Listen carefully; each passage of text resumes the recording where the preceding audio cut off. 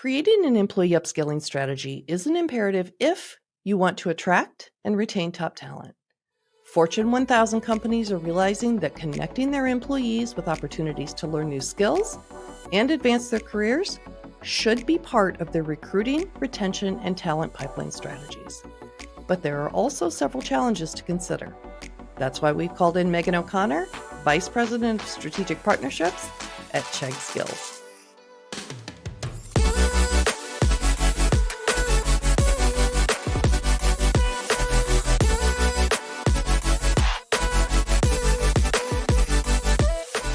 Megan O'Connor is the head of strategic partnerships at Chegg Skills, where she is focused on expanding Chegg's footprint in the skills, education, and professional certification space. Prior to Chegg, Megan was an entrepreneur in residence at Kaplan Test Prep and the founder and CEO of Clark. Prior to its acquisition by Noodle, Clark was funded by leading venture investors, including Lightspeed Venture Partners. Megan, welcome to Voices of HR. Wonderful to be here. Thanks so much for having me. Well, we are so excited for this conversation because you just keep hearing the words skilling, upskilling, reskilling, skilling everything. And I think there is both a lot of confusion out there as it's gained some popularity in the press. And you have also stated that some companies are really starting to engage in the topic as well. So it feels like there's confusion, but yet there's a little bit of engagement. I see those who are engaging maybe on the front end or the cusp of this new trend. So could you maybe help us first understand what is skilling and reskilling and upskilling? Yeah, absolutely. And the thing is, no one should feel bad for not totally understanding this landscape, because I will say the pandemic heightened the need for upskilling, reskilling, and really increased the velocity that major corporations were participating in educational benefits. So this conversation is still a new one and an evolving one, but one that's definitely worth participating in. To start, I will say, there's a massive workforce out there. And during the pandemic, we saw specifically the frontline workforce obviously have to stop what they were doing. And then we saw corporations frantically trying to scramble to rehire the frontline workforce that they were looking for. So things like hospitality, retail, those were sectors that were looking to acquire a labor force as quickly as possible. And one of the things they did is they offered skilling as a means to recruit the workforce that they were looking for. Skilling is a great benefit for somebody to enter into a job that they might not previously have any expertise in, be able to learn on the job and start making money. And then when you think about the difference between reskilling and upskilling, reskilling is really a way to kickstart your career in a new field. So let's say maybe you work within an organization as an hourly shift worker and they have an educational benefit program. You can reskill, meaning learn a new set of skills and pivot your career maybe to something more aligned with a sector that's taking off, that has lots of opportunity for in-demand jobs. We think about upskilling as once you're starting to emerge into the middle skill area of your career. And that's where you're starting to tune up, for lack of a better word. You're learning things like maybe you're a software engineer and data is becoming a much more prevalent part of the role that you're working in. Or obviously in the world that we live in today, you're learning AI fundamentals because those are now necessary for you to do your job. So upskilling is more of like a lifelong path. You're never going to stop upskilling if you want to continuously be relevant for the jobs that are necessary and the opportunities that are available to you today.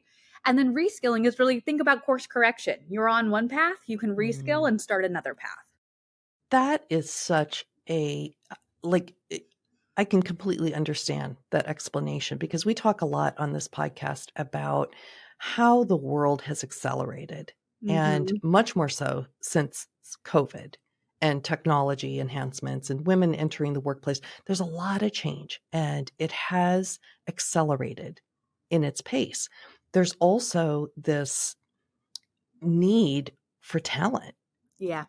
And whether you call it a war for talent, war on talent, whatever it is, companies need great talent. in order to remain profitable. And so I really see this as not only an acquisition strategy, but as a retention strategy. Yes. I mean, the thing is, 81% of workers would be interested in skills training if paid for Mm, by their employer. And think about it. If your employer paid for you to go through that skills training, whether it be reskilling or upskilling later in your career, you're going to grow a lot of affinity for the company that sponsored your ability yes. to do that education. Not to mention the fact, to your point about retention, you will keep being employed by that company for the Mhm, duration of your education with the hopes that you can apply what you've learned to the company that funded it. So, yes, we've mm, seen major corporations target being a real leader in the space, understanding that an employee's intent to stay mhm. is really impacted by the investment that their employer makes in their skills training. Yeah, that's so interesting because I've also heard on the flip side, as this was starting to gain momentum in the press, some executives would say to me, and it was a little bit, I guess, of a visceral reaction to Mhm. it because they really didn't know exactly what all this was defined as or meant. But it was, okay, so what if I spend all this money upskilling, reskilling my workforce and they end up leaving? And the answer is some of them will, but it's short Hmm. sighted to think that the investment that you're going to make in skilling your workforce is going to result in a mass exodus. Hmm. Instead, what you can do, and I would say to the executives that you had that conversation with, if that's your concern, it's probably because you don't have career pathway opportunities internally at your corporation. We Mm, found by and large, our research shows that employees want a skill to advance the career that they're on within the corporation that they currently work for. So mm, let's say you work at McDonald's and you engage in a program that's sponsored by your company is because you want to move up the corporate ladder and continue to work at McDonald's.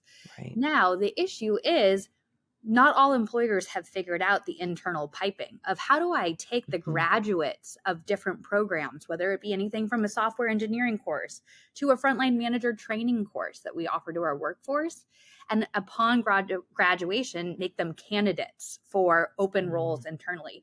I'm not going to lie to mhm, you, that is a hard job to do that matching right. internally, open roles for people who are newly skilled in the raw talent skills you need in order to succeed. But if done well, and if employees can see room for advancement internally based on the knowledge they're acquiring, then you're going Mhm. to have no problem in terms of retaining your workforce. So we have a lot of HR pros that listen, obviously, to our podcast.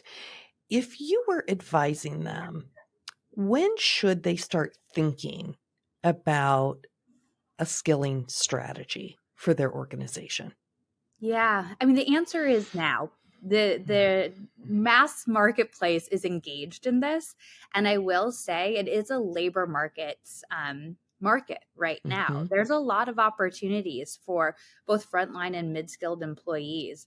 And so if you want to have the right talent and the right jobs and continuously have the talent base that you need for the evolving jobs that you're going to be hiring mhm, for, your skilling strategy should start today.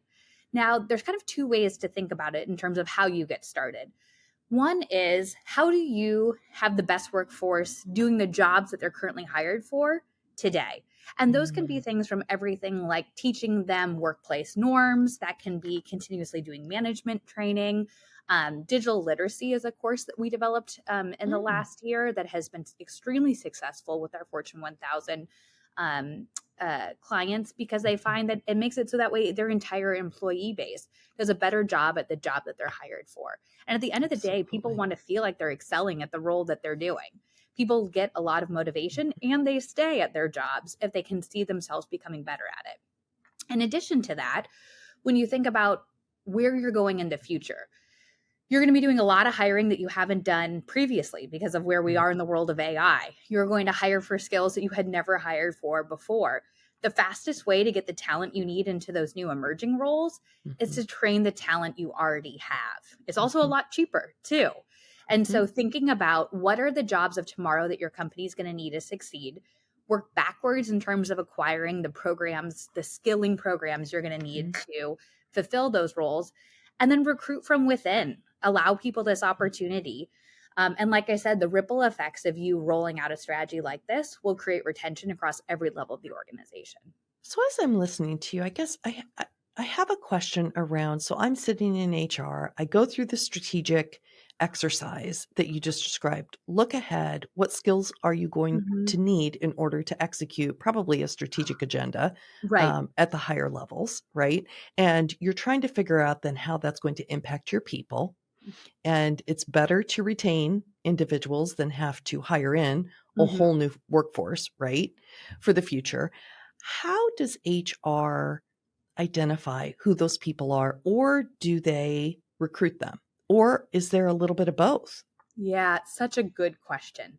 It all starts with your managers. So at the Mm, end of the day, your managers are probably the most overworked but most valuable assets that you have internally. And our they are. research also shows that manager turnover in today's market is higher than it's ever been. Mm, And that's simply because they have a hard task in front of them. So they do. my first advice to all of your listeners is invest in your managers. They need you Mhm, and they are the linchpin to succeeding on whatever they are. strategy you're going to do moving forward.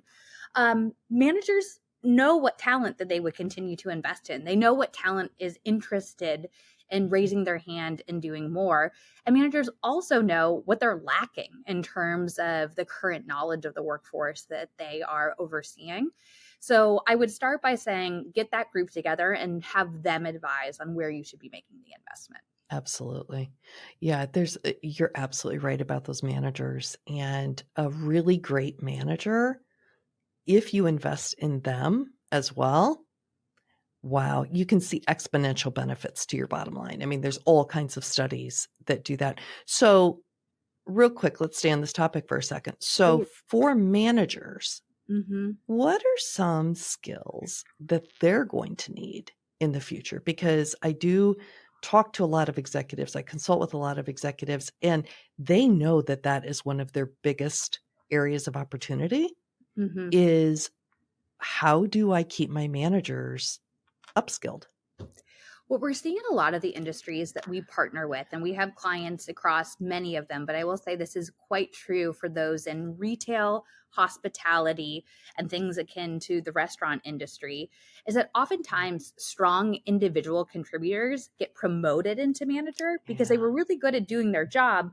But then once you become a manager, that doesn't mean you suddenly grow all of these management skills. Yeah. Like that's a new muscle that you need to develop. And so managers first and foremost need to know things like how to communicate with your teams, how Oh, to distill knowledge that you have as a strong IC, individual contributor, to people who are going to be doing that cross functionally, how to motivate a workforce. So mm, things like that, if you don't have your own bespoke manager training, we recommend partnering with a skills provider to mhm. roll one out because like I said, just because you're really good at your job, and it's amazing if you are really good at your job and get Yeah. promoted, that doesn't mean you know how to be a manager.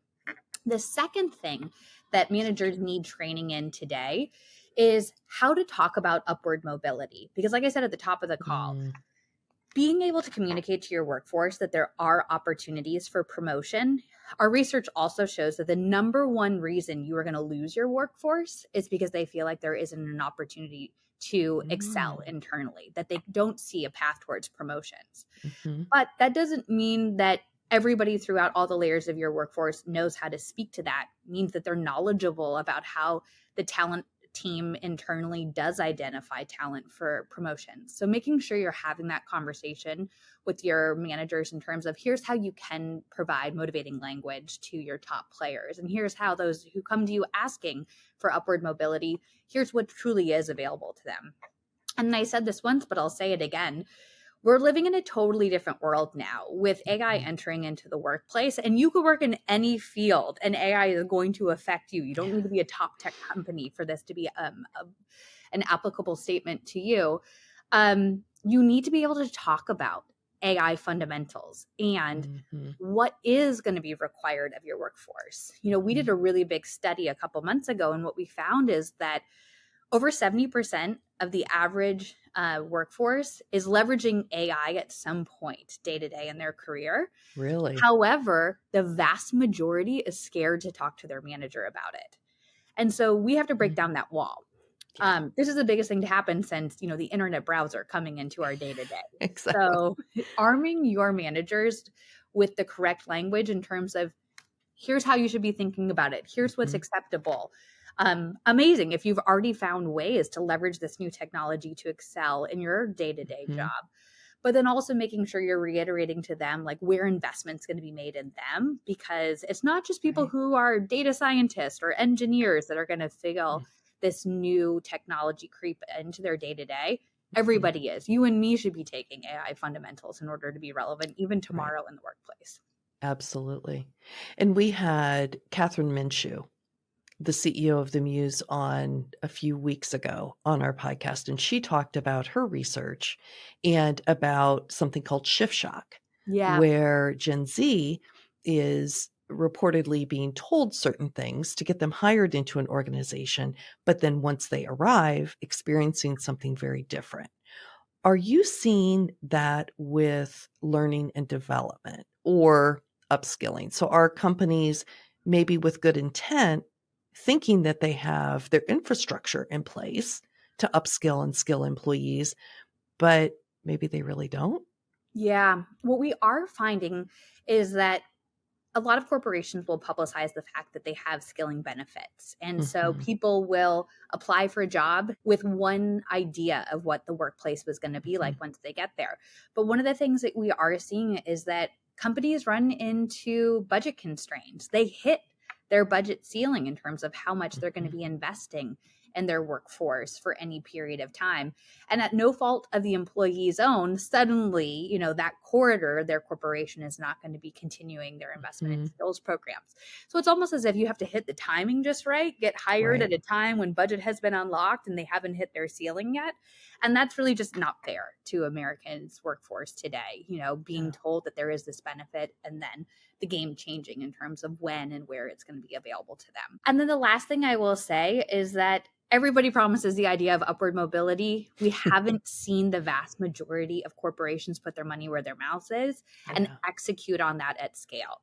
And so, if there is a company who's listening and they're feeling like, you know what, we've really got to get a handle on Exodus, specifically with Gen Mhm. Z, I would say, like, you actually have a great problem. And your problem is that people want to work harder and excel and gain new skills and move up the corporate Exactly. ladder with you. But you've got Yes. to show them how. You have to make it extremely transparent. Mhm, And I will, admit that that's a lot of internal work that has to go in terms of making those career pathways available to employees. But if mhm, done well, you can continuously hire from a pipeline of people that already work for you and mhm. maintain the workforce you already have and not have a retention problem. How does, or does it, skilling and upskilling relate to DE&I? Mm. It's really in the It's news probably a a really lot. big topic. It's such a big topic. It's in the news a lot right now. And, Yeah. to kind of ground us in something tangible, as affirmative action is a topic that's in the news and is starting to go away within corporation or within colleges. It's important to remember that for a long time, companies just used the college degree as a Mhm. means of sifting through all these resumes. If two people applied for a job, but this one had a college degree and this one didn't, Right. they would go down whoever the person is that went to college. Affirmative action made it possible. So we had a pretty diverse group of individuals entering into the Mm. college space. With affirmative action going away, in addition to companies saying, I want to hire for candidates who come from all types of educational backgrounds, alternative Mhm. pathways acceptable, they actually have no means of sifting through resumes, right? Hiring based Mhm. on skills is extraordinarily difficult today, and means that you can actually end up without having a diverse workforce if you don't have some of these systems in place in order to hire Mhm. successfully for the skills that you are actually looking for. So I would say, like, this is a very hot topic today. Some of the best paths forward are for companies to do what we were talking about just a minute ago: create those career pathways internally and then recruit from Mhm. your internal workforce. Mm. And so, are there ways to attract, with affirmative action going away within colleges? I'm Mhm. hoping that our diverse population still does seek a college degree, but if they don't, Mhm. um, I still want them to have the best opportunity when they enter the workforce. So, are there ways that companies can better attract diverse candidates? I'm sure simply by letting them know that there's skilling and upskilling an opportunity. Is there anything else that they should be doing?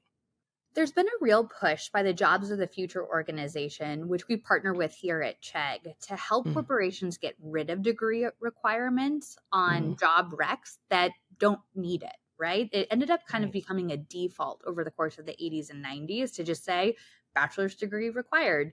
But when you Mm, really sit back and look at the actual tangible skills needed to be successful at the vast majority of entry level and mid skill roles at the mm, companies that JFF has partnered with, they were finding actually this is not necessary at all. By removing that degree requirement, you then open yourself up to have a much more diverse population of candidates apply for those jobs. So that's step one, like really thinking through where is a degree requirement necessary for you to be getting the candidates you want, and mhm, where are there abilities for you to source from other pipelines to get those candidates. The other way to make sure you're maintaining a diverse workplace is to make sure that the recruitment team internally, your talent acquisition teams, are thinking through where are graduates coming from, again, from alternative mhm, resources that have the skills we need for the jobs we want. The great thing about the right. professional certificate space, the boot camp space, et cetera, is Mhm, that their syllabus are aligned with job ready skills. So if you mhm, are a head of talent acquisition and you're in charge of hiring, let's say, your entry level data analytics team, mhm, the good news is your data team has told you what they need in terms of successful candidates and they've used a certain set of terminology. You can then go to the bootcamp and professional certificate space, read right. through all the different curriculum within the different partners that are out there training individuals in data analytics, and get to a really close match in terms Mhm, of what your managers are asking you for and what graduates are coming from this alternative space are proficient in. So I highly encourage talent acquisition teams to be thinking through, like, what are these alternative pipelines that you could be seeking candidates from? At Chegg, we have a lot of our candidates after as short as a 6-month program go in to succeed at companies like Accenture. And Accenture has done a wonderful job of realizing there's a mm. lot of great entry level candidates that we could be recruiting from the boot camp industry. Wow, that is interesting. I have never heard that before. Mm. And so I think what you're saying is someone who does pursue a certificate type program versus a full bachelor's degree may start seeing equal opportunity to enter a fabulous company like Accenture. Exactly. And the great Wow. thing is that a lot of the organizations who produce these programs are also doing a really good time or of adding mentors to the equation. So helping Mm, graduates speak to their job ready skills and be ready for that job interview, which makes it all the more easier as a head of talent acquisition when you are right. hiring from these alternative pipelines.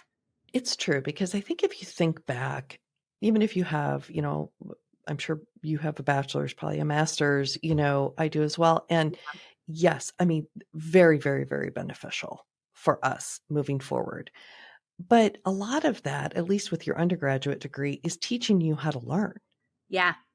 Yeah. And a lot of it, think about your first job, your second job, you didn't leverage a majority of what you learned in college. Hmm. And so it's almost like this makes complete sense because as we think about the advent of YouTube and being able to go out and just Google something and learn about it and then quickly apply it, this next generation is the generation who's going to turn all of this up on its head and say, okay, here's if you want us to be more valuable to your organization, we need to learn and then we can quickly apply. So I think that, you know, there's been a big shift in the market. And when we went to school, there was more of a mindset that you first learned and then you entered into the workforce and Mm-hmm. applied it. And these were chaptered off experiences. Mm, Whereas now, the modern learner is someone who sees themselves as a lifelong learner. So they're mm, happy to graduate from high school, go straight into the workforce, and actually expect their employer to be their partner in terms of learning mm, along the way. And it's actually a far greater way for today's workforce to be learning because you have this much quicker feedback loop in Mhm. terms of learning and an application of skills, learning and an application of skills. And if we're going to, work and live to be 100 nowadays and have to work, much later into life, it'd be silly to think that we're going to learn in a 4-year degree everything we know to work Mhm. for 40 years after that. Mhm. What is actually the best way to work in an environment where technology is forever changing and Mhm. the life expectancy of the race is much greater and the amount of time we're going to be in the workforce is longer. We need to be thinking about Mhm. it as an evolving lifelong learning path versus, like I said previously, these Mhm. chaptered off experiences. So I find this interesting. I just made this note. It feels like there has also been a shift and onus to the employer Yes. from the employee. And so that concerns me only from a couple of different perspectives. Number one, the first thing that companies cut when they're in a difficult Yeah. environment like we are right now is L&D. Mm-hmm. Mm-hmm. And they take the dollars away. They have completely annihilated training departments that used to be such a powerful force, both with education and exercising their culture, within teaching Mm-hmm. people how to live their cultural values. So all that kind of went away. The good news is now they're going to rely on companies like yours and ours and to train this new workforce. But what are some of the challenges that you're seeing with organizations today who maybe haven't even thought about that shift? Yeah, I agree with you. I think if done well, this could change the game, Yes. for today's workforce, but it's not all there yet. And before we go to the challenges, let's quickly say what the positives are. The Yes. positive is you could be graduating from high school without the financial means to go into college Mhm. and that not be the end for you in terms of continuing your learning. Right. You could apply for a job at an employer that values skills training and educational benefits, and you could Mhm. enter into a job that will continuously invest in you and your Mhm. learning while you're working. Talk about like providing Yes. access and increasing diversity in the workplace. That is incredible. That Yeah. is making a learning environment that's subsidized for uh, the mass amount of the workforce in a beautiful way. However, the challenges are exactly what you said, right? At the end of the day, benefits are benefits and they can go away given where we are in Mhm. current revenue in the market, the ways in which your company is responding to inflation. And so it can be volatile for some organizations. Mhm. I think that the companies that understand that investment in their workforce actually is going to continuously allow them to hit their bottom line Mhm. are the ones that are going to win longer term. And companies should be looking to what are the norms of the companies that are not slashing their budgets for Mhm. skilling and training, et cetera, and how can they apply those best practices to them. But the other challenge is, the tax subsidies for skilling in the US are not huge. They're No. $5,250. And so if we were to really move the needle in terms of access, we would see adjustments made in Congress in terms of how much companies can write off the Mhm. investments that they're making in their employees. There's been a lot of conversations as of late in terms of what should Pell Grants be applied to. And right now, Oh, they don't interesting. apply fully to online training programs. You know who Mm. enrolls in fully online training programs? People who work full time, people who have kids in school and are Yes. parents, people who are trying to juggle their caregiving with their full time job. They don't have the luxury of showing up to live sessions online because their shift at work continuously changes. So, if we want to talk about providing access, we need to be thinking through what are the incentives that government is putting in place Mhm. for individual students to receive the appropriate financing for training and for the corporations to be able to grow the investment that they're making in their employees while still being able to manage their business financially responsibly. Absolutely. And as I'm listening to you explain all of this, I wrote down levels the playing field. Yeah. Yeah. Because if you can enter into a space where you can learn and work in tandem Mhm. and do great things for your organization, then you eventually can afford yourselves the opportunities that anybody who got into a great 4-year university did as well. Like that Right. really is the future that we have in sight. But like I said, it takes aligning incentives for Mhm. corporations in order for us to get there. It's interesting. We had Dr. Matt Pepsel, who Mm, is vice president at the Predictive Index, on the podcast last week. And he was talking about his journey to leadership and about how he entered college because he felt like that's what he had to do. And he had like a mhm. 0.49 grade point average. And he said, clearly it wasn't for me. So he entered the Marines Okay. and then eventually came out and leveraged his GI Bill to go to school, and obviously now he's a PhD. And so I just think about people like him who at whatever point in their life, the ambition kicks in. Mhm. And so now it's less about getting into a college and finding the funding for that. It's more about select a good employer who's Yes. going to invest in you. Yes. If you have the And right ambition, find that employer. I think you've said this so, so well. And the important thing to note is the skills he needed to be successful at one stage of his career were not the Mhm. same skills he needed to be successful post Perfect. leaving the Marines. And what's wonderful is that he had been socialized to the idea that I am a lifelong learner, that Yes. there's going to be multiple chapters to my learning, and then I'll be able to apply those skills to what jobs are available in today's marketplace. So perfectly said. So, for our HR listeners, if Mhm. this is the first time that they're really hearing about Yeah. skilling and upskilling, what advice would you give them to initiate skilling or upskilling within their own organization? I would say that it starts with a conversation with your senior most leaders Mm, because you have to get executive buy-in yeah. order to have not only a program like this, green lit from a budget perspective, but Yeah. more importantly, for it to be adopted by your workforce. There are plenty of examples of companies who've been like, okay, we're rolling out a skilling strategy, and Mm, nobody enrolled in any of the programs that they had yeah. available to them because it truly takes it being part of the values of an organization and coming from management below Mhm, in order for there to be buy-in order for you to get that buy in, you need to be thinking through what are our business KPIs that we're trying to mhm, achieve and which ones of them could be unlocked with further investment in our employees' education.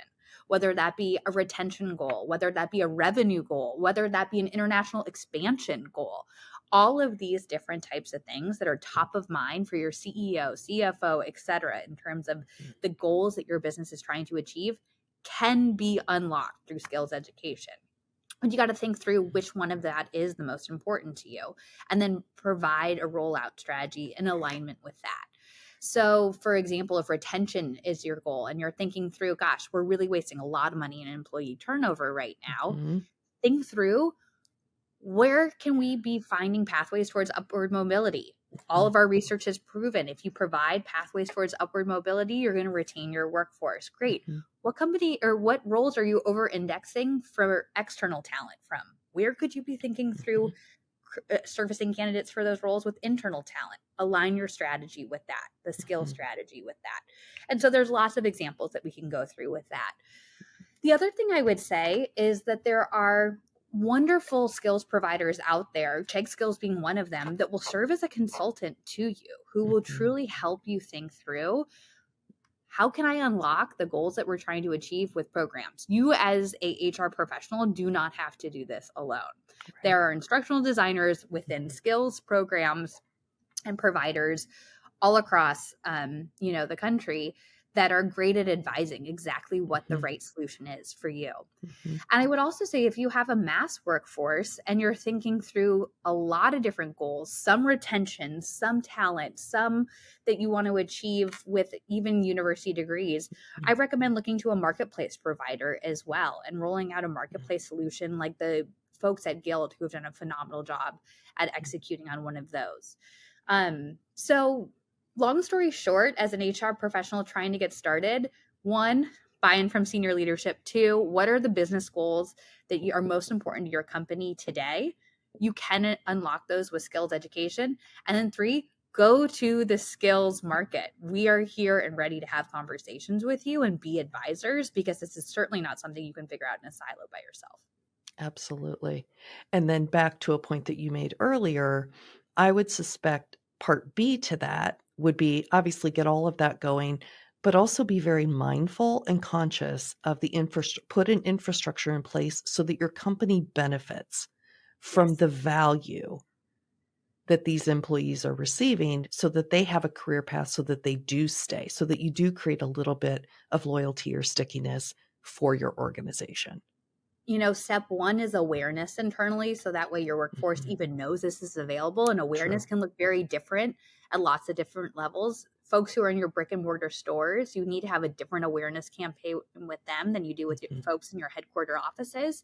And then the second one is you've really got to get your talent teams on board. Yeah. Recruitment and pathways for new roles internally need to be in alignment with the skills programs that you are rolling out. So 100% well said. Are there any risks that HR teams that you've worked with have encountered that we could share with our HR audience so that they're aware of them and maybe can mitigate them before they encounter or, it kind of sets them on a different trajectory? Yeah. You're seeing this less and less, but it is something that was quite turbulent as short as 2 or 3 years ago. Is organizations doing very like episodic training programs that Mm, were initiatives that would be rolled out, would get excitement from the workforce, and then would close, right? And then there would be a lot of these one off initiatives. And for a workforce, that ends up being really confusing. It's like, what benefits are sustainably available to me? yeah. What training programs are actually important to my employer? Because it feels like the puck keeps moving in terms of where they're putting their time and attention.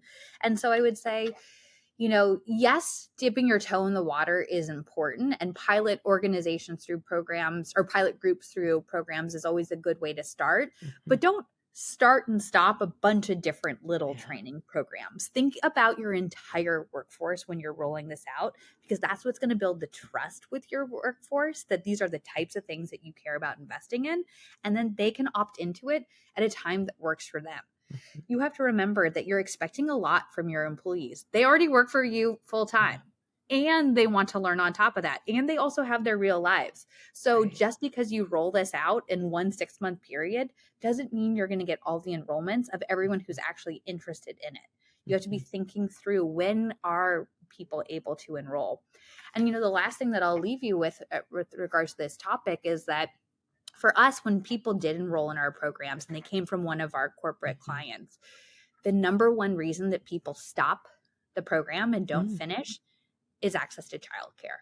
So you have to remember that there are many interesting. things happening in your employee's life aside from their day-to-day work that could inhibit their abilities to perform in these programs. That doesn't mean they're Mm. not super excited to participate. They just have other things going on. Is it a best practice today then to keep in mind, particularly for women in the workforce with this challenge, that they Mhm. offer the training during work hours?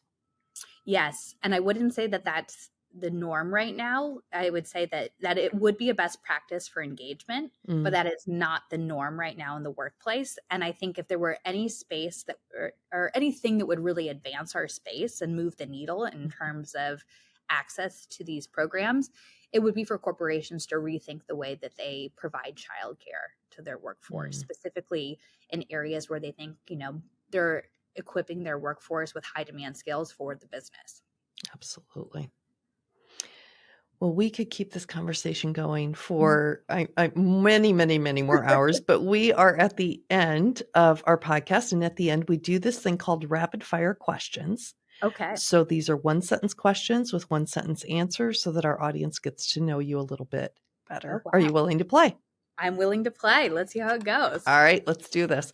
What advice would you give to a smart driven college student about to enter the real world? Or let's change that for you, not just a college Hmm. student, a high school graduate. I would say interview anyone who has a job of interest to you and ask them how they got there. What is one of the best or most worthwhile investments you've ever made in your career? And it could be an investment of money, time, energy, or person. Mm.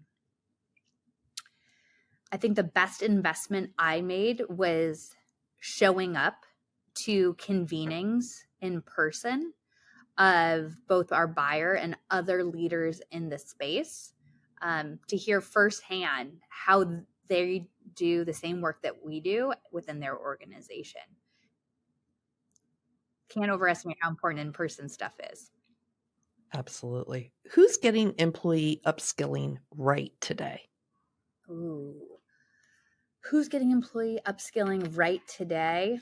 I mentioned Accenture. They're doing a phenomenal job hiring from alternative talent pools and providing upward mobility internally. Best Buy, another leader, their retention rates are higher than anyone you will hear. And it's because they do provide those internal pathways and make those investments in employees. So I would say both Accenture and Best Buy are leaders. What's the biggest challenge the learning industry is facing today or even in the next 5 years? Skills-based hiring. What is the biggest problem you or your team solved in the last year? And this can be more than one sentence. The biggest thing we solved in the last year is how to apply AI training to all of the other programs that we already have. It is not to exist in a silo as a separate career track, but is actually needs to be an application across everything that we do in work today. Love it. What are you currently reading or have recently read that you would recommend to our Voices of HR audience? Oh, I read Who recently at the recommendation of my executive coach, which was very helpful in terms of making sure you're getting the right talent on your team at the right time. What's the main takeaway you want to leave listeners with today?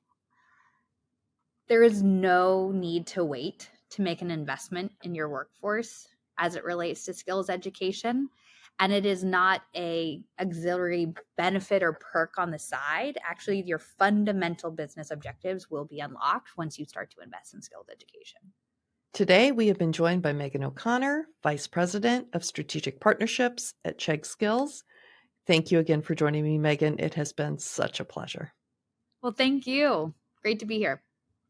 I really hope you enjoyed this episode. Thanks so much for watching. We would love it if you shared your thoughts on any of the topics we discussed in the comments below.